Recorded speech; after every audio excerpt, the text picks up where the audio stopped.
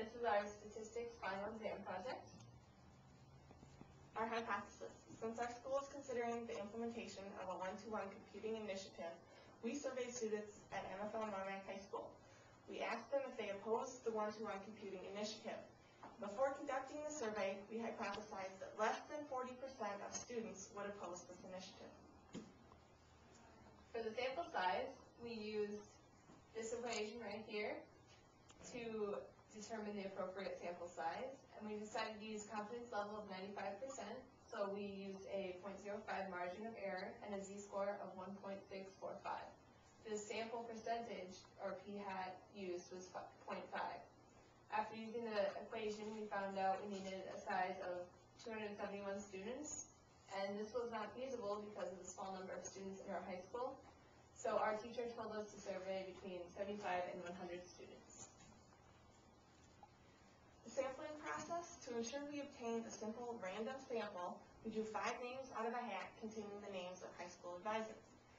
During advisory periods on January 6th and 7th, 2011, we visited the classes to ask them if they opposed the one-to-one computing initiative. The results are as follows. Mrs. Woolworth's senior advisory, 10 out of 18. Mrs. Schoenhart's junior class advisory, 1 out of 18. Mrs. Vitacoper's, Mr. Longhoose's, and Mrs. Ford's advisories all had 0 out of 18 who opposed the initiative.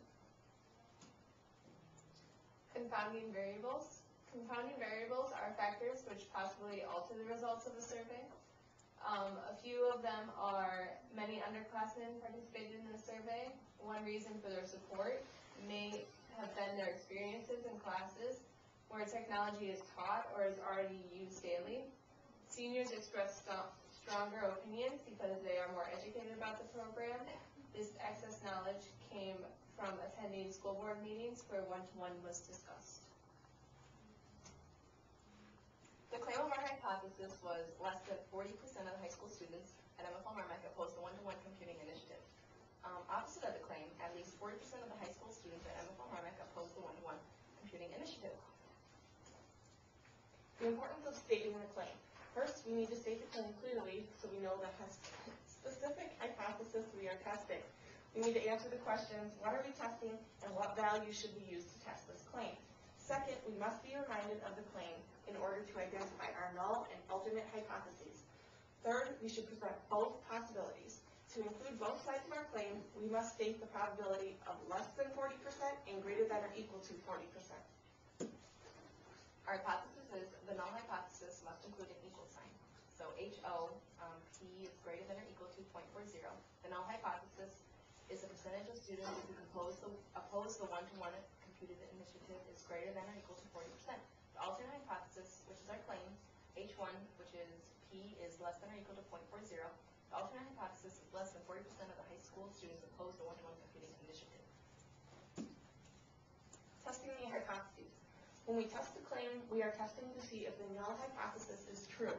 Once again, we use a 95% confidence level, which means we use a 0.05 significance level, and therefore use a critical z-score value of -1.645 to test our hypothesis.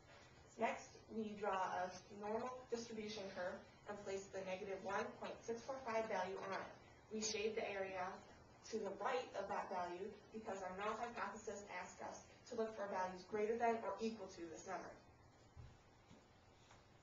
Testing the hypothesis. To find our critical value point, we use the equation z equals p hat minus p divided by the square root of p times q all over n, where the p hat is percentage from the sample, p is the tested percentage, q is the 1 minus p, and n is the population of the sample.